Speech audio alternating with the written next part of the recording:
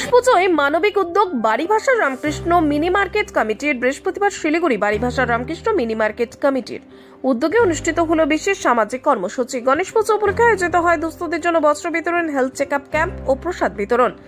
Club সদস্যরা জানান, গত 3 বছর ধরে এখানে গণেশ পুজো আয়োজিত হচ্ছে, তবে এবছর প্রথমবার তারা ভিন্নভাবে ভাবনা নিয়ে উদ্যোগী হয়েছেন। শুধুমাত্র আড়ম্বরপূর্ণ বাজেট নয়, বরং সেই বাজেট থেকে কিছু অংশ ব্যয় করে সমাজের প্রান্তিক মানুষের পাশে দাঁড়ানোই ছিল তাদের লক্ষ্য। এই উদ্যোগে প্রায় 500 প্রবীণকে শাড়ি এবং 300 শিশুকে নতুন পোশাক তুলে দেওয়া হয়। পাশাপাশি আয়োজিত হয় স্বাস্থ্য পরীক্ষার ক্যাম্প, যেখানে বহু মানুষ বিনামূল্যে চিকিৎসা পরিষেবা পান। ক্লাবের পক্ষ থেকে জানানো হয়েছে, ভবিষ্যতে এই ধরনের সামাজিক কাজকে গুরুত্ব দিয়ে উৎসবকে আরও তাৎপর্যপূর্ণ করে তুলতে চান তারা। বড় আয়োজন, কি বলবে এই বিষয়ে? এই চিন্তা ভাবনাটা আমাদের বহু বছর ধরেই ছিল। এর আগেও আমরা কালী পূজায় উদ্যোগ নিয়েছিলাম, বাট সেভাবে হয়তো আপনাদের কাছে পৌঁছাতে পারিনি, মানুষের কাছে পৌঁছাতে পারিনি। কিন্তু এবছর আমরা প্রথম থেকেই চিন্তা ভাবনা ছিল যে আমরা ছোট বাচ্চারা, অ্যাকচুয়ালি গণেশ পুজোটা তো বলতে গেলে বাচ্চাদের, তো বাচ্চাদের জন্য আমাদের একটা চিন্তা ভাবনা ছিল, যেহেতু আমাদের এই এলাকায় বহু মানুষ আছে যারা খেটে খাওয়া, তাদের বাচ্চাদের পুজোর শেষে মাইনে পায় না অনেকে ঠিকঠাক, তাদের বাচ্চারা জামা কাপড় কিনতে পারে না। তো আমাদের মেন উদ্দেশ্য ছিল বাচ্চাদের মুখে পুজোর সময় হাসি ফোটানো।